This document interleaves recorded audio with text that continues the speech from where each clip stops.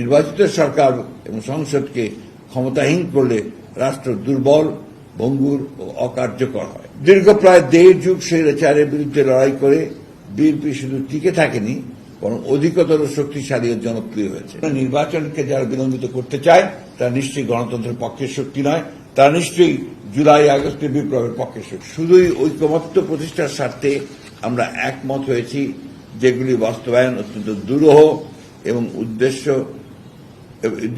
যে উদ্দেশ্যে এসব প্রস্তাব তা অর্জনের সাফল্য প্রশ্ন সাপেক্ষ। রাষ্ট্র পরিচালনার এবং সংসদীয় কার্যক্রম দীর্ঘ অভিজ্ঞতার আলোকে আমরা যুক্তিগ্রাহ্য মতামত দিয়ে আমাদের দায়িত্ব পালন করেছি। প্রিয় বন্ধুগণ, ঐকমত্য কমিশনের আলোচনা অব্যাহত আছে। সংস্কার কমিশনের সময়ের প্রস্তাবের উপর আলোচনা করে ঐকমত্য প্রতিষ্ঠার কথা থাকলেও নিত্য নতুন এমন সব প্রস্তাব আসছে যেগুলো রাজনীতি, রাষ্ট্র ও সংসদ পরিচালনায় বিপুল প্রভাব ফেলবে। এসব প্রভাব ইতিবাচক হলে অবশ্যই তা জনগণের কাছে গ্রহণযোগ্য হবে, কিন্তু রাষ্ট্রের মালিক জনগণকে সম্পৃক্ত না করে তাদের প্রতিনিধিত্ব কিংবা প্রত্যাশার ক্ষেত্রে বড় কোনো পরিবর্তন করার অধিকার কোনো ব্যক্তি, দল কিংবা কমিশনের আছে কিনা তা বিবেচনায় নিতে হবে। এই বিষয়ে স্পষ্ট কোনো প্রস্তাব নিয়ে আলোচনা শুরু হয়নি বলে আমরা মন্তব্য করা থেকে বিরত থাকছি। দীর্ঘ প্রায় 1.5 যুগ স্বৈরাচারের বিরুদ্ধে লড়াই করে বিএনপি শুধু টিকে থাকেনি, বরং অধিকতর শক্তিশালী ও জনপ্রিয় হয়েছে। শত শহীদের রক্তে, গুম খুনের শিকার সহকর্মীদের আত্মত্যাগে আরো লাখো নেতা কর্মীর অবর্ণনীয় দুঃখ শোকে বিএনপির ঐক্য আরো দৃঢ় হয়েছে। এই ঐক্যবদ্ধ শক্তি ও সামর্থ্যকে নিয়ে দীর্ঘদিন রাষ্ট্র পরিচালনার অভিজ্ঞতা নিয়ে বিএনপি দেশে আবারও গণতন্ত্র পুনঃপ্রতিষ্ঠায় ইতিহাস অর্পিত দায়িত্ব পালনে দৃঢ় প্রতিজ্ঞ। স্বৈরাচার ও ফ্যাসিবাদের পুনরুত্থান রোধে আমরাই সবচেয়ে সক্রিয়। ব্যক্তি কিংবা প্রতিষ্ঠানকে অধিক ক্ষমতা দিলে যেমন ফ্যাসিবাদ কায়েম হয়, ঠিক তেমনি নির্বাচিত সরকার এবং সংসদকে ক্ষমতাহীন করলে রাষ্ট্র দুর্বল, ভঙ্গুর ও অকার্যকর হয়।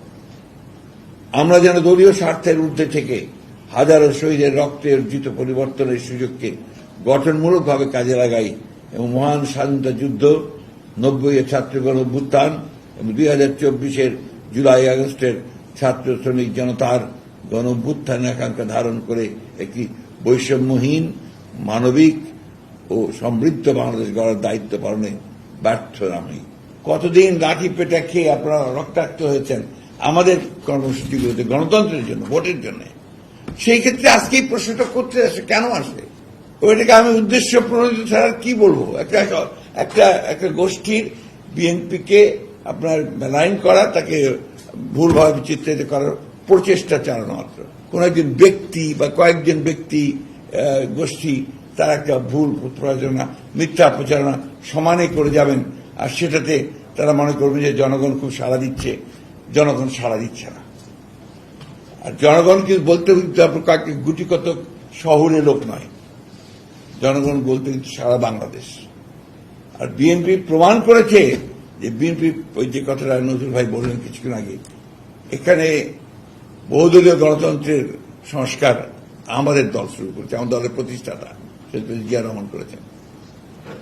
বাক স্বাধীনতা, সংবাদপত্রের স্বাধীনতা, সংগঠন করবার স্বাধীনতা, সংসদীয় গণতন্ত্র, এমনকি তত্ত্বাবধায়ক সরকার মেনে নিয়ে তত্ত্বাবধায়ক সরকারের অধীনে 3টা নির্বাচনের ব্যবস্থা, সবকিছুই বিএনপির উদ্যোগ নেতৃত্বেই হয়েছে। অর্থনীতি এবং মুক্তবাজার অর্থনীতি, আপনার অর্থনীতিতে প্রাইভেট সেক্টরকে নিয়ে আসা এবং তাতে আপনার রাইজিং বাংলাদেশ, ইমার্জিং টাইগার, এই সমস্ত আপনার বিশেষণে বিভূষিত হয়েছে, তাই না? সব কিছু কিন্তু সংস্কারের মাধ্যমে। এই যে আপনার ভ্যাট, এটা নিয়ে যে কত আপনার শুনতে হয়েছে আমাদেরকে ওই সময় কথা, সেটা আজকে তার রেজাল্ট সবাই পাচ্ছে, তাই না?